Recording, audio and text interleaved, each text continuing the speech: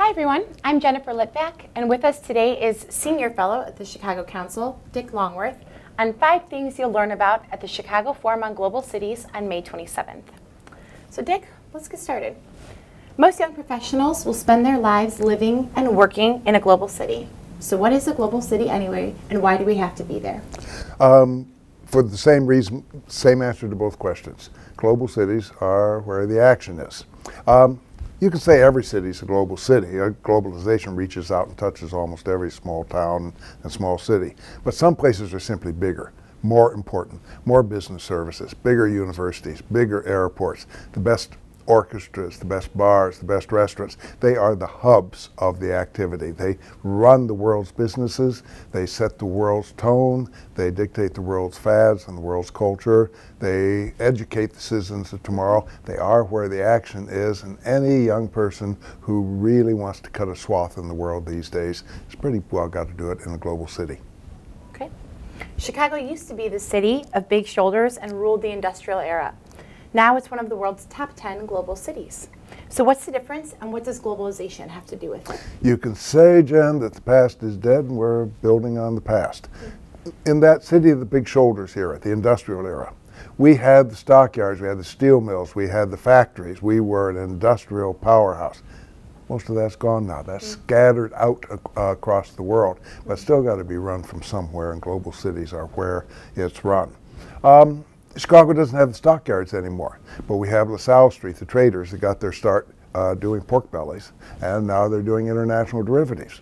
We don't have factories anymore, but we know manufacturing, know industry. If you're going to set up a factory in India, you've got to get the advice, legal advice, accounting, consulting advice somewhere, and Chicago is where this expertise exists. It's our new export. We used to export ham and steel. Now we're exporting ideas and services. Interesting. Okay. The riots in Baltimore and the violence in Chicago's neighborhood tell us that a lot of people are being left out of this global economy. What's our responsibility as the economic leaders of tomorrow to end this inequity?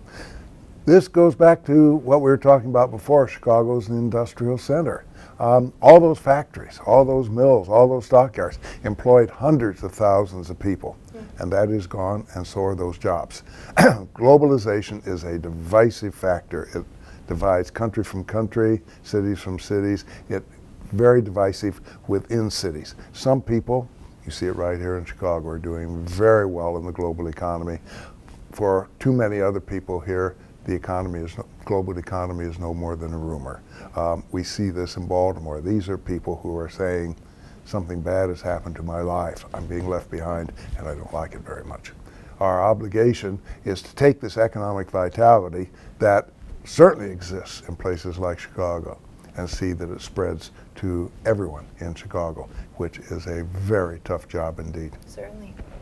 Many Midwestern cities, once powerful industrial places, are becoming global backwaters. I bet many of our YPs grew up in places like that. What happened? How did those cities miss the train? And how does a city become a global city? A lot of those YPs are here in Chicago because if they grew up in places like Detroit or Cleveland, they did miss the train. We're in a new economy. It's not the industrial economy. It's not your grandpa's economy, or it's a global economy. And economic transformations are huge, wrenching, often very cruel transformations. And places get left behind. Some of these places just might not make it. It's not that the earth is going to open up and swallow them, but they will become backwaters, not the place where you'd go to invest or work or stay if you had grown up there. All right, our last question, Dick.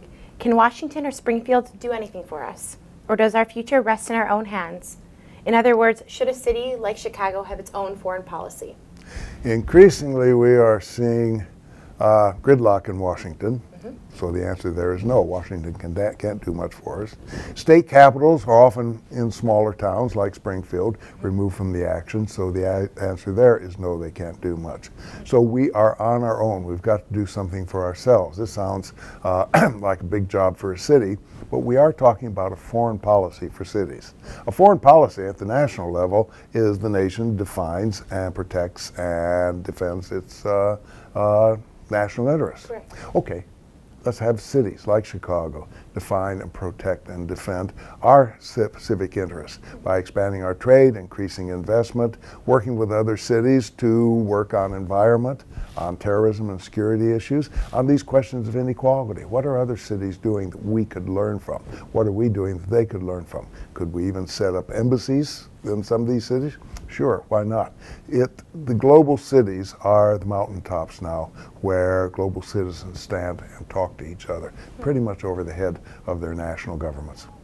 Interesting. Well, thank you very much, Dick. You've given us a lot to think about here. We look forward to seeing you all on May 27th at the Chicago Forum on Global Cities.